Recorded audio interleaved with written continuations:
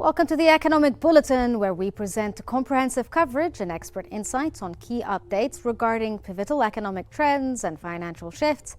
We begin with the United States.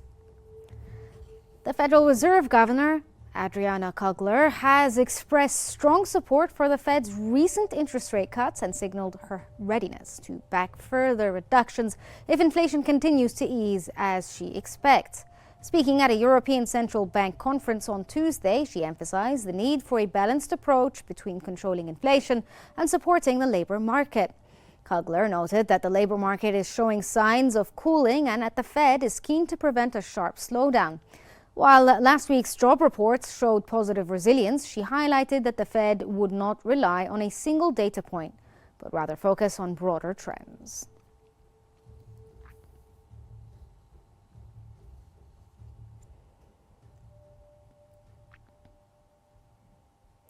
Moreover, the Federal Reserve Bank of New York President John Williams said in an interview with the Financial Times that further rate reductions by the central bank will be appropriate over time following September's significant half percentage point rate cut. Williams aligned with Fed Chair Jerome Powell's stance that the bank will likely stick to smaller quarter-point rate cuts and isn't rushing into more aggressive actions. He also noted that the monetary policy is currently well positioned to support economic growth and bring inflation back to 2%, adding that he expects rates to come down gradually in the future.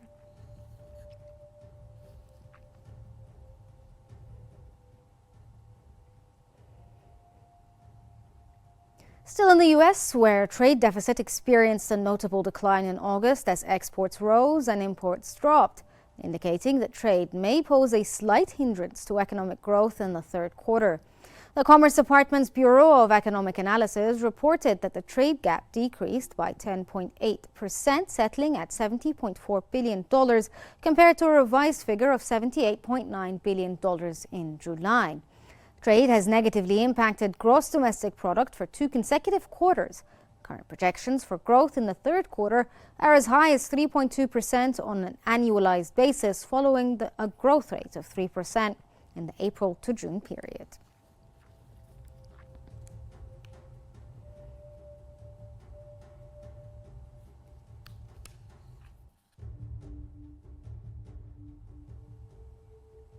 Moving to Europe, market researchers Kantar reported that annual grocery price inflation in the UK climbed to 2% in September from 1.7% in the prior period.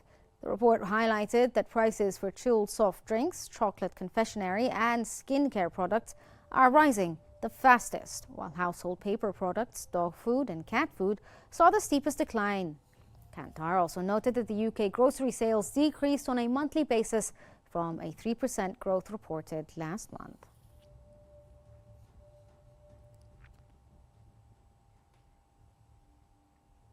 Deutsche Bundesbank President Joachim Nagel indicated that the German economy is likely to experience another year of contraction, with the US election posing an additional risk to Europe's growth. He suggested that as the Federal Minister of Economics had predicted, the second half of the year would likely be weak and that a slight recession in 2024 could not be ruled out. Nagel also expressed concern that a return of Donald Trump as US president could lead to increased protectionism and trade restrictions, which he believed would not be beneficial for a global economic growth and would present challenges to Europe.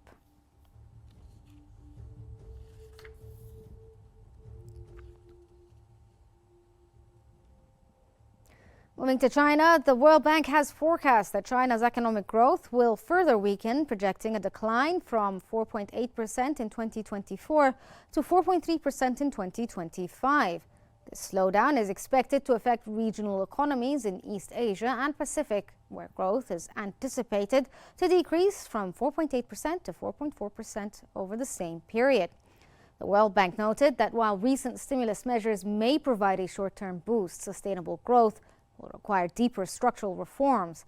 The bank highlighted that China's slowing growth, combined with shifting trade dynamics and increasing global policy uncertainties, could create additional challenges for neighboring countries.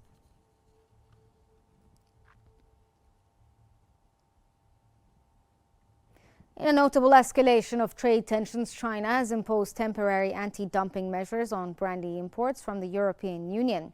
The tariffs, effective October 11th, will require importers to pay security deposits ranging from 34.8% to 39% of the import value for various European brandies. China's Commerce Ministry accused the EU brandies of being sold at an unfairly low price, which threatens local producers in China. The investigations has also targeted European pork and dairy products, indicating potential further measures.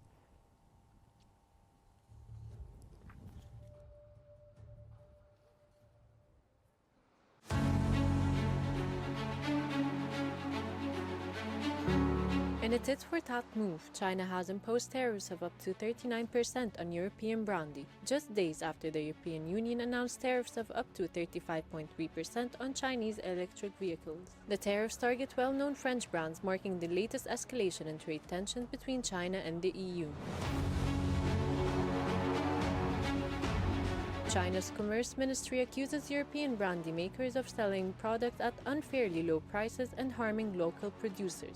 Brandy importers will now be required to pay a deposit starting this Friday. This comes as China continues its anti-dumping investigations into other European goods, including pork and dairy, in response to the EU's probe into Chinese EV exports.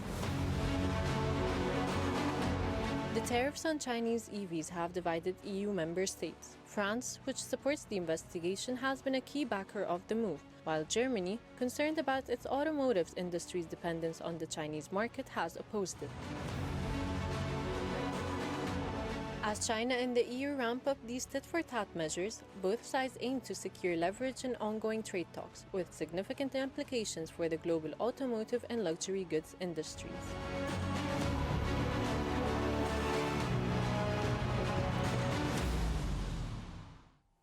Joining us today to discuss the trade escalation measures between China and the European Union is Otta Haltaha, economic expert. Thank you, sir, for joining us on the Economic Bulletin.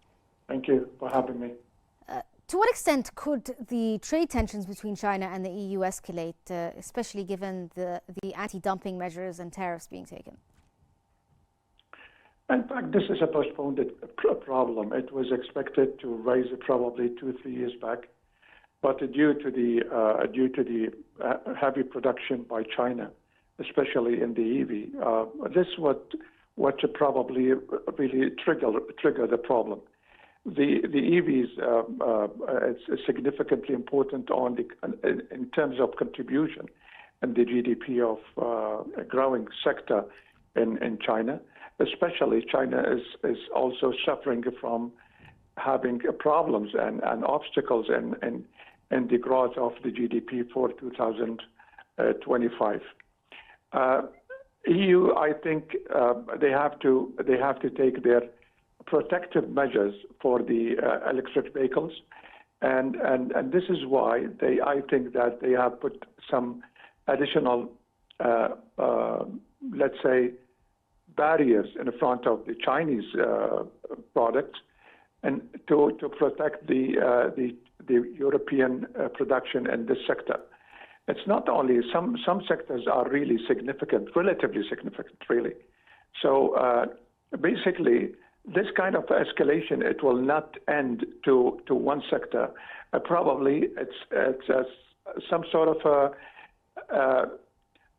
it'll turn to another sectors, just like a contamination into some other sectors, important sectors. Maybe electric sectors also it'll be involved. And China is trying to protect the export due to based on the international trade convention that's signed by all the countries, including EU. This is a problem, as you know. It happened during the President Trump period, which created a lot of problems between United States. Yes, you spoke a little bit about the motivations behind the European Commission's pursuit for tariffs, and China is doing the same as a tit-for-tat move. But do you think that this, as you spoke, like Donald Trump's era, started the protectionism idea with the different continents having Absolutely. these ideas? Do you think that this is harmful in general, not just for the Chinese economy or the European economy, but for the world? Well, I mean, it is just like a spiral problem. It's just like a spiral problem. It's not affecting two parties, but it's also affecting some other parties gradually. But to be honest with you, if you just try to find out the origin of this problem, it's the EU. Since 2 years at least, they are suffering from the cost of energy, increasing cost of energy due to the Ukrainian-Russian war. The cost of energy, especially the diesel, has increased significantly, maybe 400%, and this affects the CPI of the European citizen. So basically, they would like to find an exit for this problem. They cannot use the energy to solve this problem because they cannot compete with the Russian energy. So I think this is what they are trying to do. They are trying to search for an exit to this problem and try to find some other sectors where they can do some contribution in a way to protect these type of emerging sectors like the EV, especially in Germany. So given the tariffs put on by the EU Commission on Chinese-made electric vehicles, how do you think this relates to the recent trade dynamics in China? Has it hurt the Chinese economy or hit it quite hard, for instance? Yeah, and to be honest, also, it's worth to mention that the main challenge in China, not the EV, the main challenge in China, which maybe hit probably harder than expected, it's the real estate sector, not the EV sector. But the EV sector is quite important, quite vital. The Chinese producers have made significant changes, and the level of competitiveness of the EV Chinese have made it really very, very high. Now, in the emerging market, you can see in some markets in the region, you can see that the electric vehicles and even normal traditional vehicles, Chinese, are invading these markets. So basically, they don't have any other option, the EU, but to protect and go back to the protectionism and trying to protect let's say the clear example, if I may say, for this type of defensiveness, the EV sector. So what strategies do you think, other than these protectionist ideas, that the EU can employ to address and potentially resolve disputes when it comes to anti-dumping measures and the proposed tariffs on Chinese goods? They have to reach a countermeasures. But the countermeasure, it has to be valued in dollar amount or euro amount. They have to come up to an agreement where the trade balance, it should be nearly balanced between both sides. Both sides, they have to retrieve from their current standing, and they have to give some sort of relief for these type of strict measures. So both parties, Chinese and EU, they have to come up with a trade-off in certain sectors, not in one sector. Definitely, it cannot be balanced. These type of problems in competitiveness and anti-dumping, it cannot be only addressed with one sector. This happened also if I may say that, between Saudi Arabia and India regarding the petrochemical. This was a very limited problem, and they sorted it out. But on a larger scale, between China and EU, and they have to come up. They have to stop attacking each other on different sectors. Okay, Mr. Wadah, economic expert, thank you so much for your insights on the EU and China. We move on to Japan, where the Labour Ministry said real wages declined 0.6% year-on-year in August as high inflation ate away at solid nominal gains. This followed a positive reading in June, which broke a 26-month streak of real wage declines, and another positive reading in July. Tuesday's data showed that nominal wages per worker, including bonuses in August, climbed 3% year-on-year to 296,588 yen, and the 32nd consecutive monthly increase, while base salaries for full-time workers rose a record 2.9% year-on-year.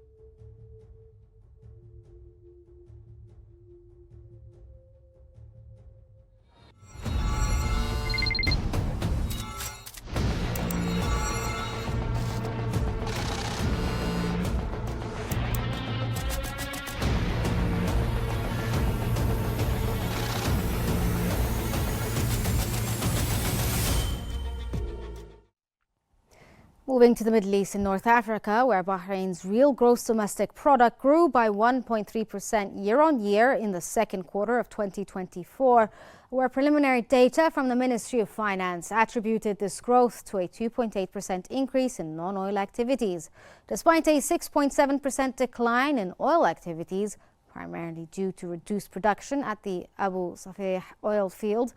Meanwhile, Bahrain's GDP grew by 3.3% year-on-year in the first quarter. The government anticipates a GDP growth of 3% for 2024, driven mainly by non-oil sectors as it accelerates efforts to diversify its income sources. Growth is expected to rise 3.8% in 2025.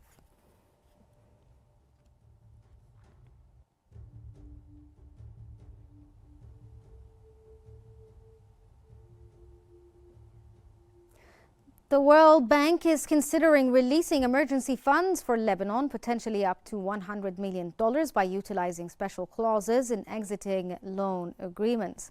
World Bank Managing Director Anna Bejred announced that the development lender currently holds $1.65 billion in loans to Lebanon, including a recently approved $250 million loan for renewable energy projects.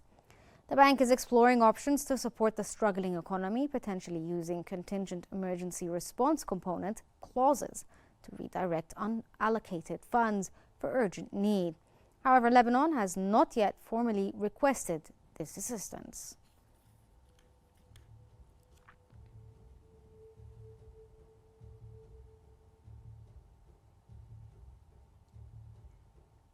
The UAE cabinet has approved the Union General Budget for the upcoming fiscal year, with revenues and estimated expenditures both set at 71.5 billion dirhams. maintaining a balanced approach between income and spending. According to the cabinet, this federal budget represents the largest in the UAE's history, allocating funds across key sectors including social development and pensions, government affairs, infrastructure and economic affairs, and financial investments, along with other federal expenses. The approval of the 2025 budget is part of the multi-year financial plan. In commodities, the Central Bank of Russia announced that its gold reserve increased by 5.8% in September, reaching $199.8 billion compared to $188.8 billion in September 2023. The share of gold in Russia's foreign currency and gold reserves also rose from 30.8% last month to 31.5% currently, reflecting the country's growing reliance on precious metal and Western sanctions. Russia holds the fifth largest gold reserves globally and has ramped up its gold purchases since the imposition of economic and financial sanctions following the outbreak of the Ukraine war in February 2022.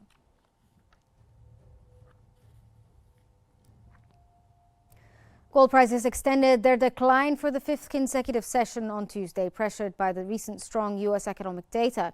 Spot gold fell 0.2% to $2,639.13 per ounce by the 1300 GMT, having registered losses in the last four sessions and was off record peak of $2,685.42 hit on September 26th.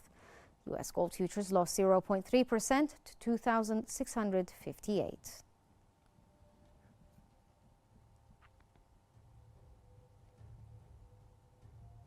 Brent crude futures fell $4 a barrel as fears of supply interruptions from the conflict between Israel and Iran and a massive Gulf of Mexico hurricane eased. Brent crude futures were down 4.41% to $77.36 a barrel, and U.S. West Texas Intermediate futures were down 4.77% at $73.45 a barrel.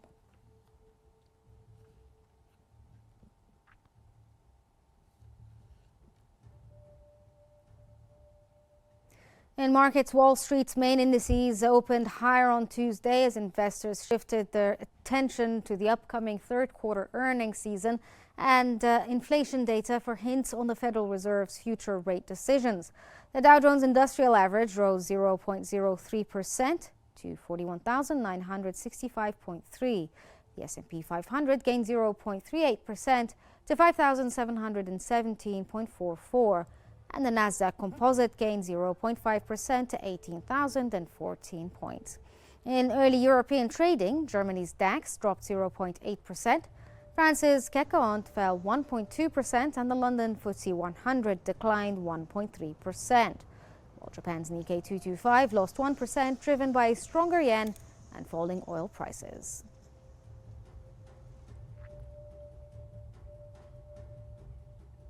That's all for now. Here's a roundup of today's key headlines.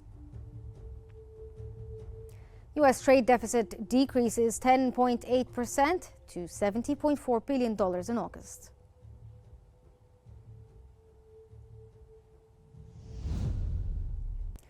China imposes anti-dumping measures on brandy imports from the European Union.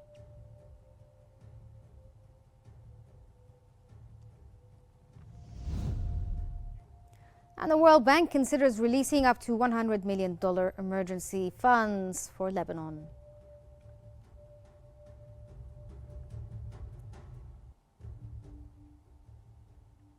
That's all for today's Economic Bulletin on Qnews. Stay connected for more news and updates.